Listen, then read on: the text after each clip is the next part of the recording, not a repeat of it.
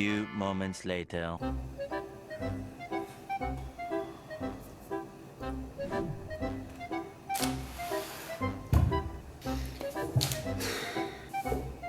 Game over. Tu connais les criminels de la prise de parole? Il nous est déjà arrivé à tous de suivre des présentations chiantes à mourir qui fonctionneraient à merveille comme somnifères le soir. C'est même la triste majorité des présentations. Mais il existe une autre voie. Alors embarque ou débarque maintenant. J'ai écrit Mémentia pour que tu te sentes courageux avant une prise de parole et fier après celle-ci.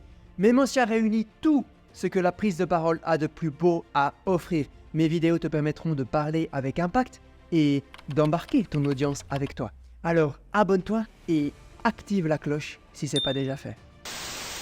Il existe de nombreux criminels qui ne sont jamais punis. Tu sais de qui je parle? Les criminels de la prise de parole. Et le plus dingue, c'est que si ces criminels sont en liberté, c'est parce que personne ne les dénonce. Le message à retenir aujourd'hui, c'est que si tu présentes comme tout le monde, tu vas sans aucun doute commettre ces crimes. Et ce sera la raison pour laquelle tes présentations vont rester dans la petite tête de personne.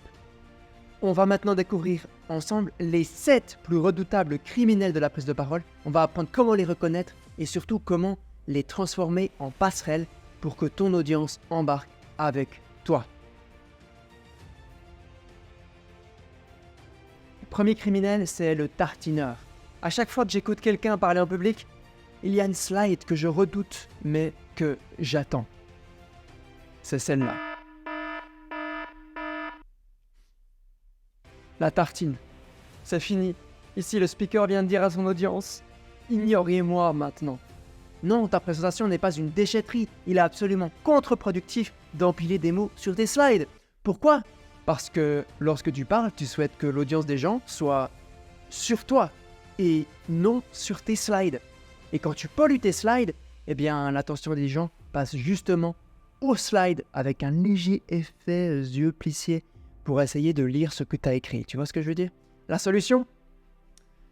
Chaque mot sur ta slide doit avoir une taille de police de 40 minimum. Ordre de grandeur, 10 mots par slide, en privilégiant les images et les graphiques. Passons maintenant au deuxième criminel. Le deuxième, c'est le dictionnaire sur pattes. Est-ce que tu as déjà remarqué qu'il n'y a pas de questions dans le dictionnaire? Certaines personnes se sont trop inspirées du dictionnaire lorsqu'elles prennent la parole. Elles déballent leur texte de A à Z, sans jamais poser de questions ou interagir avec leur audience. Conséquence, tu viens de réaliser la berceuse parfaite pour endormir ton audience. La solution, c'est de réveiller ton audience avec une question tous les 2 à 3 minutes, tu vois. La question n'a pas besoin de nécessiter de réponse réfléchie. Exemple, est-ce que vous êtes toujours avec moi? Ou bien, est-ce que ça vous parle? Ou bien, est-ce que ça fait sens? Ou alors tu peux poser une vraie question, ni trop dure ni trop simple, et attendre quelques secondes que ton audience réponde. Évite donc de commettre ce deuxième crime, être un dictionnaire sur pattes. Le troisième criminel, c'est le devin. Le devin, c'est le genre de personne qui commence sa présentation en parlant directement de son sujet. Il pense que son audience va deviner le contexte, elle va deviner pourquoi son sujet est important et à quoi il se relie.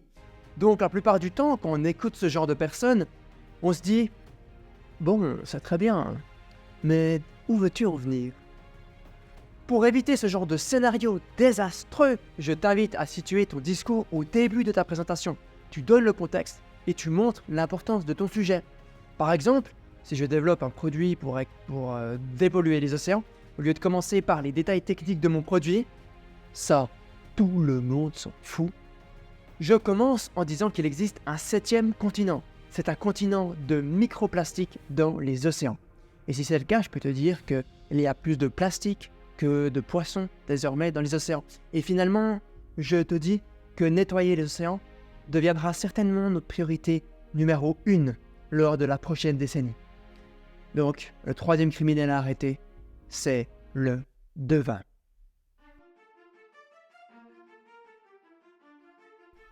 Le quatrième, tremblant, c'est le « il m'a largué ». Tu te rappelles la dernière fois où tu étais concentré lors d'une conférence et pourtant, après 5 minutes, tu regardes ton voisin et tu lui dis « je suis complètement largué ». C'est l'effet que certains conférenciers ont. Ils prennent le large alors que l'audience n'a pas encore largué les amarres. La conséquence, l'audience se sent perdue et elle ne sait pas comment rattraper. Afin d'éviter cela, je te conseille de dire explicitement ce qui a été dit et ce qu'il reste à être dit. C'est ce que faisait Steve Jobs très bien.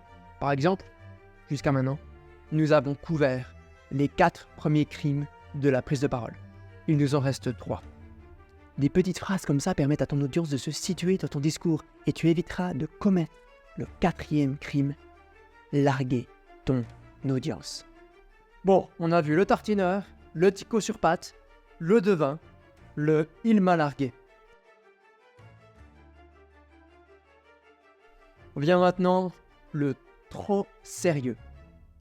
C'est cette personne qui a écrit son texte, elle l'a entraîné et elle s'en tient uniquement à son texte. Tu peux faire bien plus que d'aligner des mots pendant une présentation. Je te pose donc la question, que peux-tu faire de plus?